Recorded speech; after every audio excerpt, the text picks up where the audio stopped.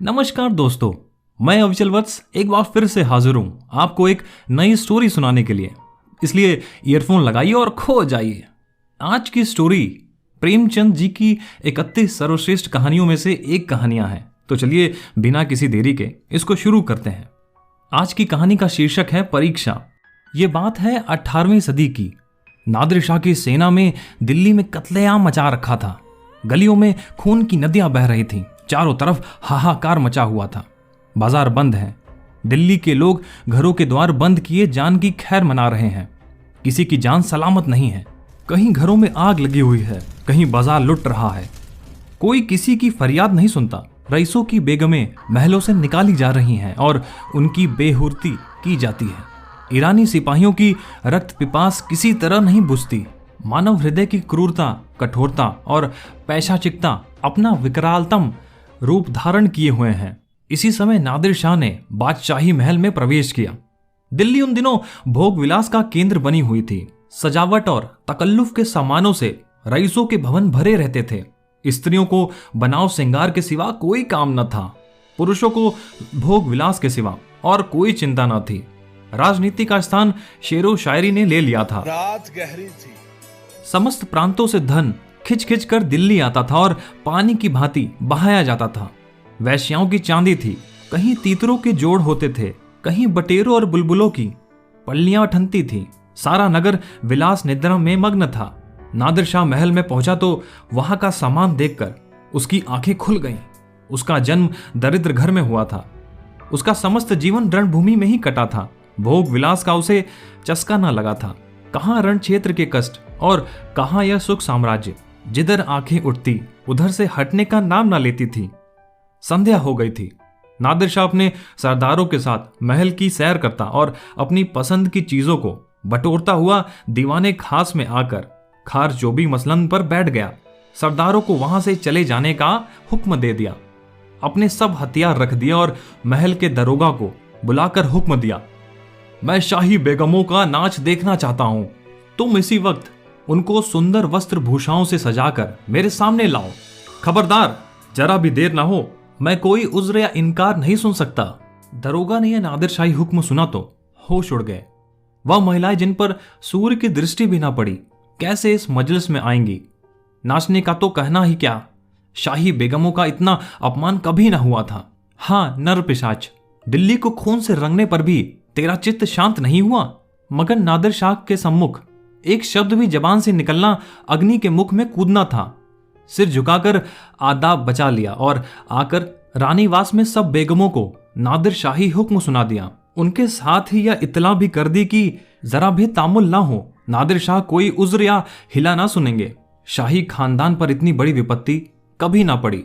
पर इस समय विजयी बादशाही की आज्ञा को शिरोधार्य करने के सिवा प्राण रक्षा का अन्य कोई उपाय नहीं था। बेगमों ने यह आज्ञा सुनी तो हतबुद्ध सी हो गईं।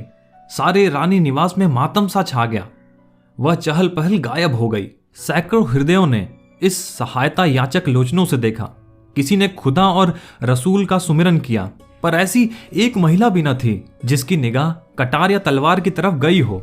यद्यपि इनमें कितनी ही बेगमों की नसों में राजपूतानियों का रक्त प्रवाहित हो रहा था, पर इंद्रिय लिप्सा ने जौहरों की पुरानी आग ठंडी कर दी थी। सुख भोग की लालसा आत्मसम्मान का सर्वनाश कर देती है। आपस में सलाह करके मर्यादा की रक्षा का कोई उपाय सोचने की मोहलत न थी। एक एक पल भाग्य का निर्णय कर रहा था, हताशा का निर्णय कर रहा था। हताश होकर सभी ललनाओं ने पापी के सम्मुख जाने का निश्चय किया। आंखों से आंसू जारी थे। अश्रु संचित नेत्रों में सुरमा लगाया जा रहा था और शोक व्यथित हृदयों में सुगंध का लेप किया जा रहा था। कोई केश गूंथती थी, कोई मांगों में मोतियां पिरोती थी।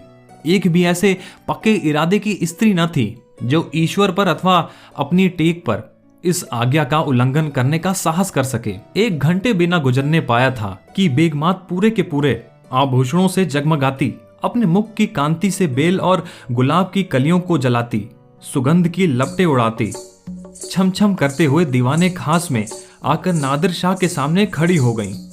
नादिर शाह ने एक बार कनखियों से परियों के इस दल को देखा और तब मसलंद की टेक लगाकर लेट गया। अपनी तलवार और कटार सामने रख दी। एक क्षण में उसकी आंखें झपकने लगी। उसने एक अंगड़ाई ली और करवट बदल ली। जरा देर में उसके खर्राटों की आवाज सुनाई देने लगी। ऐसा जान पड़ा कि गहरी निद्रा में मग्न हो गया है। आधे घंटे तक वह सोता रहा और बेगमें जो की त्यों सिर नीचा करके दीवारों के चित्र की भांति खड़ी रहीं। उनमें दो एक महिलाएं जो ढील थीं, घूंघट की ओर से नादिर शाह को देख भी रही थीं और आपस में दबी जबान में कानाफूसी कर रही थीं। कैसा भयंकर स्वरूप है, कितनी रणोन्मत्त आंखें हैं, कितना भारी शरीर है। आदमी काहे काहे देव है। सहसा नादिर शाह की आंखें खुल गईं। परियों का दल पूर्ववत खड़ा था। उसे जागते देखकर बेगमों ने सिर नीचा कर लिया और अंग समेटकर भेड़ों के भांति एक दूसरे से मिल गईं। सबके दिल धड़क रहे थे कि अब यह जालिम नाचने गाने को कहेगा, तब कैसे होगा। खुदा इस जालिम से समझे, मगर नाचा तो न जाएगा, चाहे जान की क्यों ना जाए। इससे ज्यादा जिल्लत अब न सही जाएगी। सहसा नादिर शाह कठोर शब्दों में बोला, ऐ खुदा की बंदियों, मैंने तुम्हारा इम्तिहान लेने के लिए बुलाया था और अफसोस के साथ कहना पड़ता है कि तुम्हारी निस्बत मेरा जो गुमान था वह हर्फ ब हर्फ सच निकला। जब किसी कौम की औरतों में गैरत नहीं रहती तो वह कौम मुर्दा हो जाती है। मैं यह देखना चाहता था कि तुम लोगों में अभी कुछ गैरत बाकी भी है या नहीं, इसलिए मैंने तुम्हें यहां बुलाया था। मैं तुम्हारी बेहरूमती नहीं करना चाहता था। मैं इतनी ऐश का बंदा नहीं हूं, वरना आज भेड़ों के गल्ले चराता होता। ना इतना हवस परस्त हूं, वरना आज फारस में सरोद और सितारों की ताने सुनता होता, जिनका मजा मैं हिंदुस्तानी गाने से कहीं ज्यादा उठा सकता हूं। मुझे सिर्फ तुम्हारा इम्तिहान लेना था। मुझे यह देखकर सच्चा मलाल हो रहा है कि तुम में गैरत का जौहर बाकी ना रहा। क्या यह मुमकिन था कि तुम मेरे हुक्म को पैरों तले कुचल देती? जब तुम यहां भी आ गई तो मैंने तुम्हें एक और मौका दिया। मैंने नींद का बहाना किया। क्या यह मुमकिन था कि तुम में से एक कोई खुदा की बंदी इस कटार को उठाकर मेरे जिगर में चुभा देती? मैं कलमे पाक की कसम खाकर कहता हूं कि तुम में से किसी को कटार पर हाथ रखते देखकर मुझे बेहद खुशी होती। मैं उन नाजुक हाथों के सामने गर्दन झुका देता। पर अफसोस है कि आज तैमूर खानदान की एक बेटी भी यहां ऐसी नहीं निकली जो अपनी हुर्मत बिगाड़ने पर हाथ उठाती। अब यह सल्तनत जिंदा नहीं रह सकती। इसकी हस्ती के दिन गिने हुए हैं। इसका निशान बहुत जल्द ही दुनिया से मिट जाएगा। तुम लोग जाओ और हो सके तो अब भी सल्तनत को बचाओ, वरना इसी तरह हवस की गुलामी करते हुए दुनिया से रुखसत हो जाओगी। तो ये थी प्रेमचंद्र जी के द्वारा लिखी हुई छोटी सी स्टोरी जिसका शीर्षक था परीक्षा।